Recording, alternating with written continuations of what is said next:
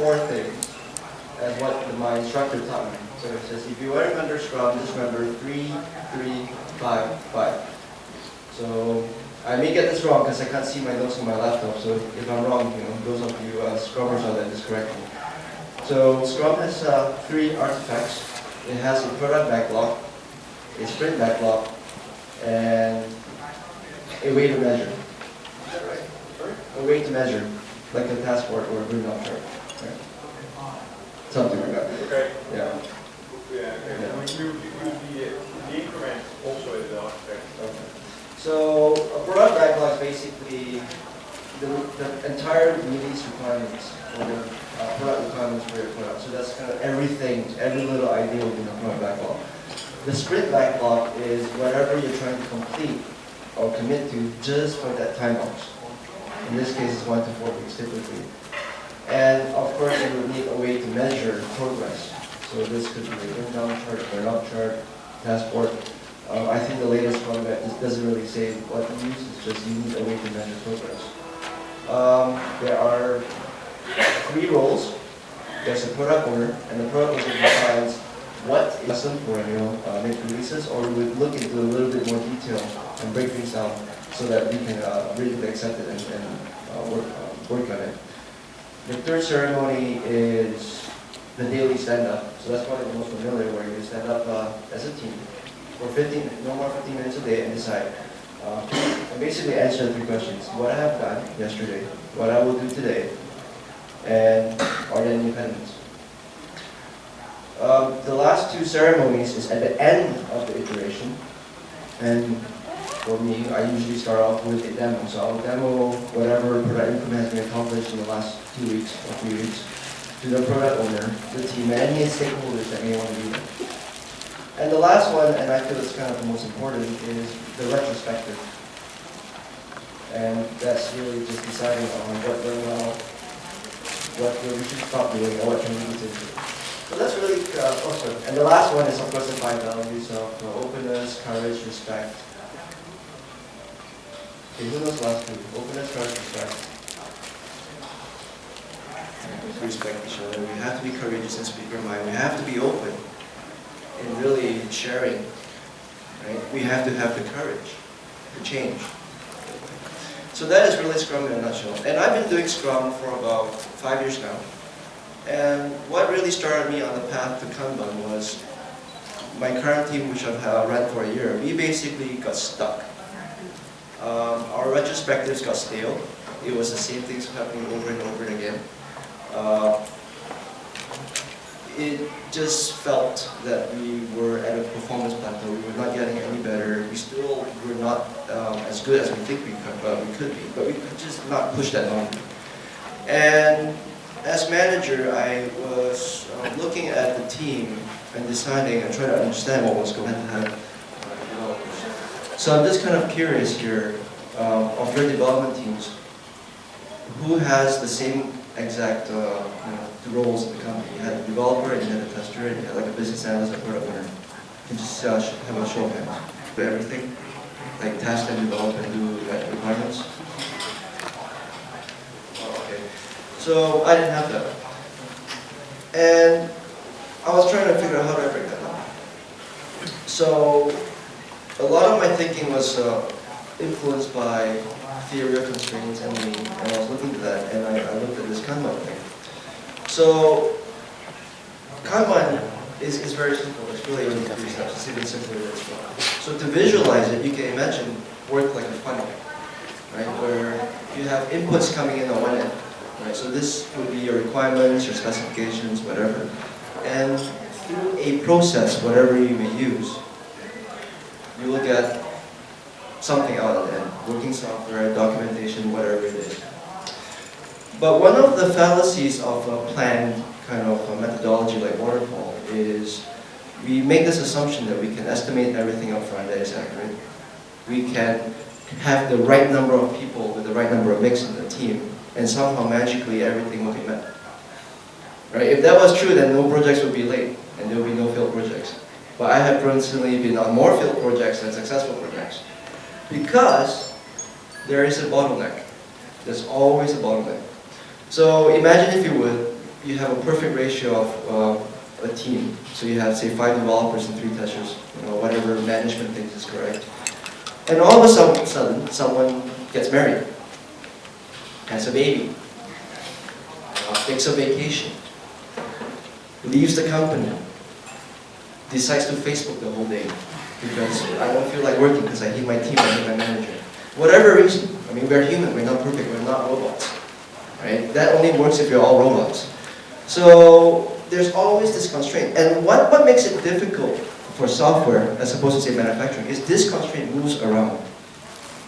It always shifts, is very high, it doesn't stay in the same place. Right? Different skill levels, different people, rotations, whatever it is. Right? Life goes on, and there will always be this bottleneck. So as long as there's a bottleneck, work will be constrained. It will not go faster than that bottleneck. So for my case, a lot of it was in testing. A developer would say, I'm done, right? Okay, a quick question here. Who here has the definition of done and the definition of done? Okay, your laughter kind of tells me that you have that. So I had the same problem. I'm done. Okay, is it in the build? I checked it in. Is it done? Oh yeah, it's in the build and it's tested. Is there any open defects? Right? Yeah, it's tested. Did the product owner take a look at it?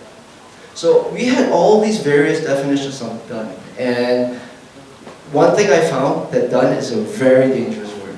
Very dangerous. Because it doesn't matter who says done or what your definition is, as long as my product manager hears done, he thinks it's shippable. Checked in, done, shippable. Oh, I just told my customer you can have it next week. Oh crap. And we're all rushing. So that was very dangerous. So Kanban, really, the other thing about Kanban is actually all around us. I noticed in Bangkok, like Toyota is probably your national car. And if you ever go and service your car at a workstation, you'll see a Kanban board with cards representing your car, and it just goes through different stations. I saw some people here drinking Starbucks this morning. A Starbucks cup has a Kanban on it, right? Does anybody have a Starbucks here by any chance? Right. The next time you go, you look at the cart, you see little boxes on the side. That's a Kanban. The cup moves through the system. If you go to a cinema, like watch a movie, you are the Kanban. I mean, you are the product. You queue up at the line, you wait to be served, you buy your ticket, you take the ticket, you go and watch it and sit down, you're being served, and then you exit. So you are moving through the system. So in software, what moves through the system is requirements. You're transforming requirements, doing some stuff to it, and getting working software out the other end, working shippable software. So typically, what I would do if I had more time is I would visualize and show you how Kanban works. And I use a paper airplane exercise. But since I don't have the time, I'll just kind of have to walk through you. So what the exercise is that the first run would be a push run. And this is a very typical waterfall way, or I would even say, so let me say that again.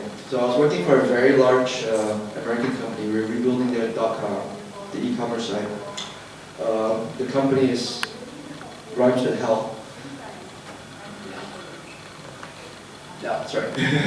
And one of the things that was happening was it was using Scrum in an SLDC process, which is very much planned waterfall process. And I would get requirements from product management, and they would have a number with it. They would have an estimate.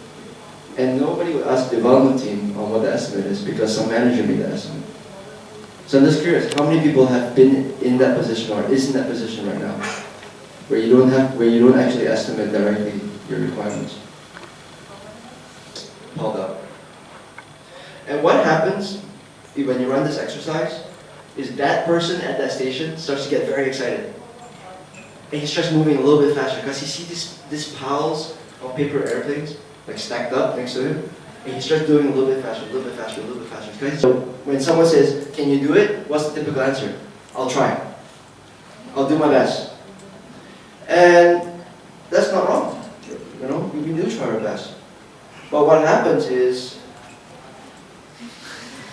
you get unhappy, and even worse, quality suffers. Bugs happen. And basically, I have paper airplanes that don't fly or they don't meet the specification and they get filled by QA testers. So this is the first run for the paper airplane exercise. Now with the Kanban way, it introduces a very simple concept of having a Kanban. So a Kanban is just intermediate steps between stations. And you can imagine it as like a bin, and you put a limit on that bin. So if I were to make a fall on a paper airplane, you would actually have people kind of idling. And it's very great for managers to see people not doing any work.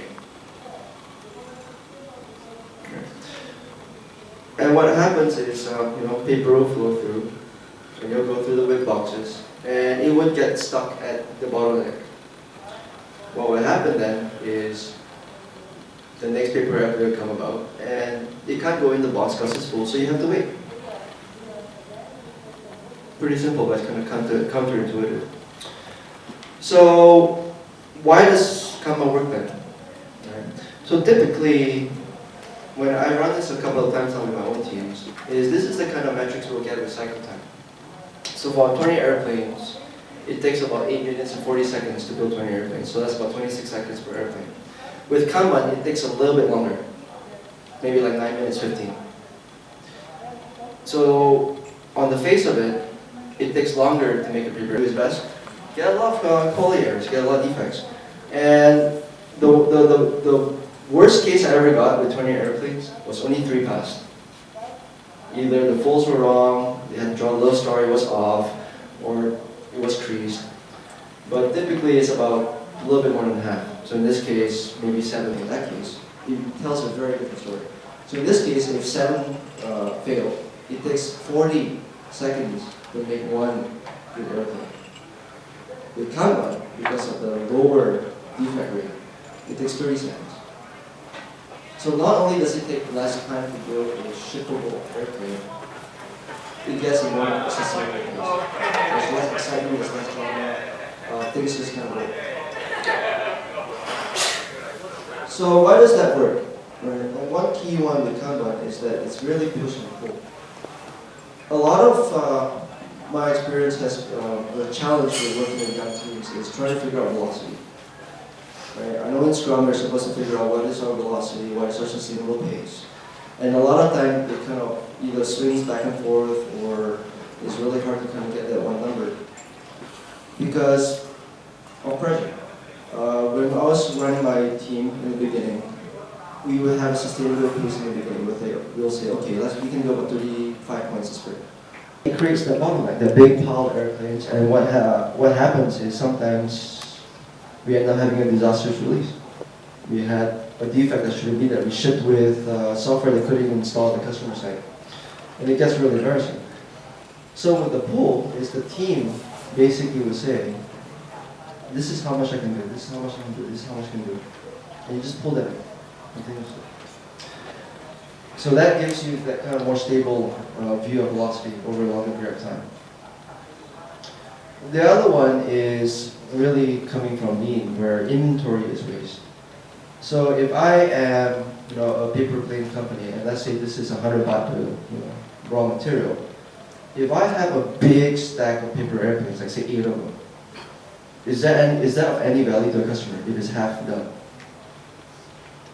Right? Can I sell that? Can I get revenue from that? Right? It's basically worthless until it's a finished product. That was we developed it, we checked it in, it's in the bill, it's tested, but it hasn't been looked at by a product owner. It's still not shippable. I can't make any money from that. So having low inventory makes it much more efficient in terms of use of raw material or resources. Right? Like the hose, if there's a constraint, it doesn't matter what I do after that bottleneck, it's not going to make it go faster. We had lots of development would make lots of assumptions that were wrong. And really where the constraint was in this case was we needed more product owners, or we needed more capable business analysts. Right, to tell development exactly what it is that we need to do rather than guessing everything. In my most recent case, one team kind of says, yeah, I'm working 60-hour weeks, I'm working really hard. We created 100,000 lines of code in the last month.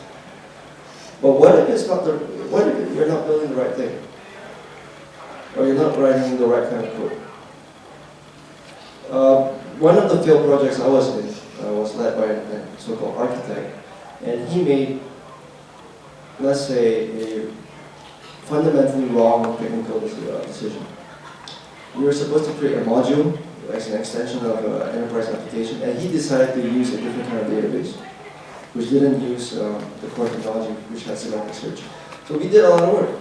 And then at the end of 3 months, we showed it to the technical director, and she basically said, no, this is wrong, completely wrong.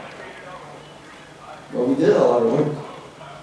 We spent a lot of hours at work, we wrote a lot of code, but she basically said this was the wrong direction.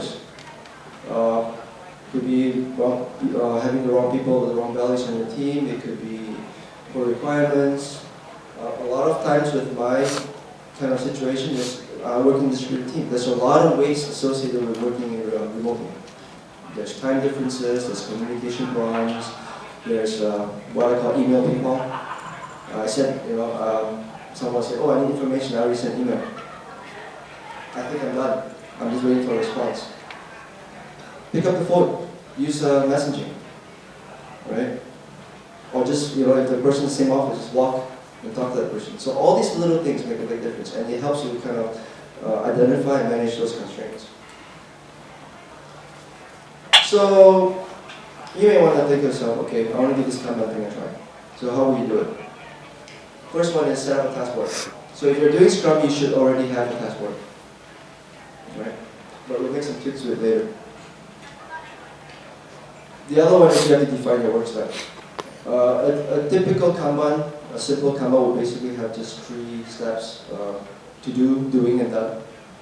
But for my case, where our team members have a little bit more specialization in terms of a product owner, a developer, a tester, we set up additional kind of work steps. Create a Kanban before each work steps, right? And then basically have we call it work in progress, inspecting them. So why that may be the case? Because, as I said, our Agile adoption is not mature enough. So the other one is, like Sunil said earlier, management fear of change. Things are sort of working, we were doing a lot better than the past, but we're not really there yet, so we don't want to change too many things.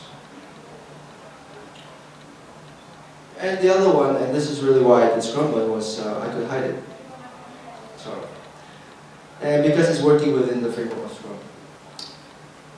So to show you my Scrumban board, this is the one that myself and my team came up with. We're using Rally, and basically we've expanded the task board to include the whip limits and additional work steps. So this is what it looks like. It's not legible, but this is kind of what it is. So it has evolved over time. This board was created by myself and the team, and we've kind of decided the limits between ourselves. So when we started, we didn't have the first column, the block column. We actually had it all the way in there. And we found out that a lot of times we were blocked by other teams, and we would forget. That's why we created the block column and moved out to the left. So when we start our daily stand-up, the first thing we look at is, what are we blocked on? Why are we still blocked? Are we doing anything to unblock it? Then the next one is to prioritize backlog.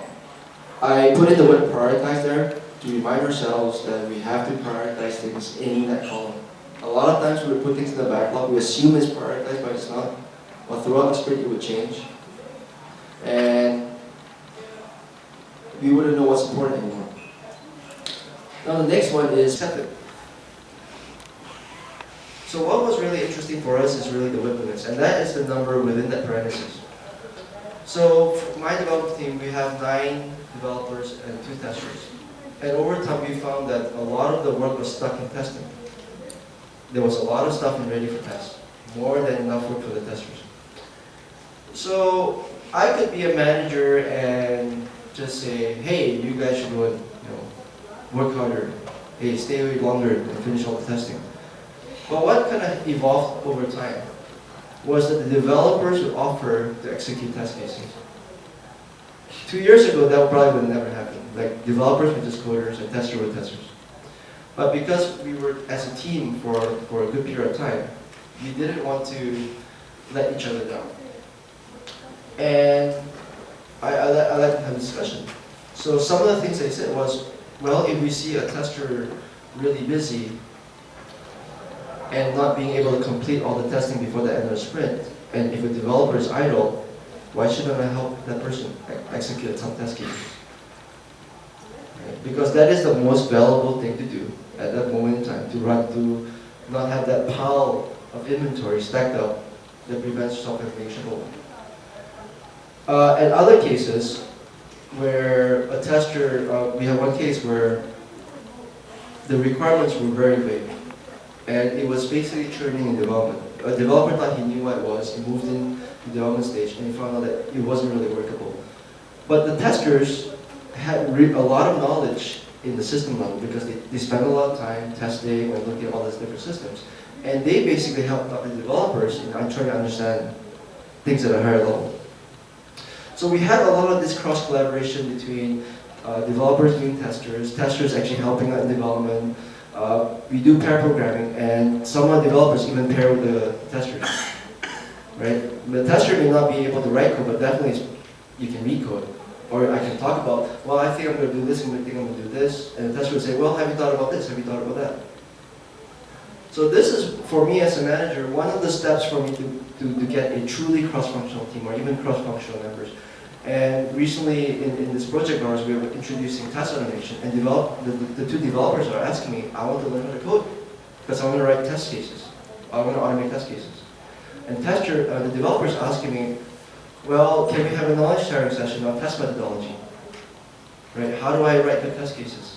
How do I do binary testing? How do I do black box testing? So this is, for me, the true value of Kanban is facilitating those discussions on how do we maximize our value creation? How do we manage those constraints? How do we just produce lots of great working software? So, as part of personal reflection for me, and kind of what I've learned with doing Scrum for the last 6 months, is how you set up the Kanban and the WIP limits really represent the culture and the values of the team. So, why we have like in development and in testing is because management made that decision to have specialization. Developers, testers. And I can't really do anything about that. But where the WIP limit comes in is that our values are really on helping each other. Right? It's not coders versus QA testers anymore. It's really, we're both part of the same team trying to create lots of good software. The other thing for me personally is I've stopped looking at the burnout chart. I don't look at it anymore. I don't look at hours anymore. I look at what is a burnout chart or cumulative flow. So in this case, this is not the best example. It's just from our previous sprint. That green part at the bottom, that is points accepted. Yes, there's still a gap where blue is basically tested pending acceptance. And why we have a big gap between the blue and the green is because my PO was in Las Vegas on vacation. It was Thanksgiving. But every Friday, the last Friday of every sprint, we take half a day and we either do a team meeting, we do some exercises, or we just go out and have some fun. Right? We created that time. And the work, and the actual work that we've done over the last 6 months is actually more than the past. So we have done more, created more value, and also more free time for ourselves just to learn and improve ourselves. So, if you don't remember anything that I've talked about in the last 40 minutes, this is the only thing I want you to remember. These 2 books really shaped my thinking around this field, especially the one on the left, the goal. So, it's a 30-year-old book. It's basically written in a story, like story form about a factory. But it is the foundation for theory of constraints. And theory of constraints ties in things like lean, Kanban, just in time, a lot of these different things in a way that's very easy to understand. Right? So read that book. The other one is the Phoenix Project. So the Phoenix Project is a new book. It's based on theory of constraints, but it's done in the IT environment. Okay? So if you want it more specific on IT, just take a look at the Phoenix project. So one of the things about my evolution for Agile, when I started, I was like, oh, Scrum is the most awesome thing on the planet. And then I realized Scrum is really just a part of it. There's so much more out there. And these two books really capture that. So just lastly, I can take any questions. My information is here. If you want to run the exercise, you can write me, I'll send you the instructions. If we have time, we can even do it outside. I just need like 5 volunteers, and you can see it for yourself. And the last one is a plug. I'm part of the Agile Malaysia, and that's kind of how I found out about the AgileTourBkk school. I kind of told us through that forum. So if you would, you can join us there. We can have fun discussions. And I look forward to hearing from you. Thank you.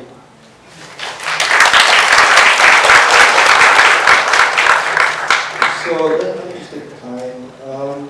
I got 4 minutes, so I can take some questions right now.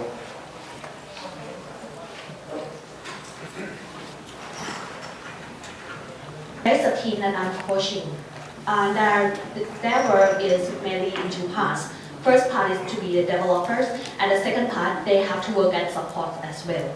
So there will be support requests coming in, and they have to go into those support tickets and get it done.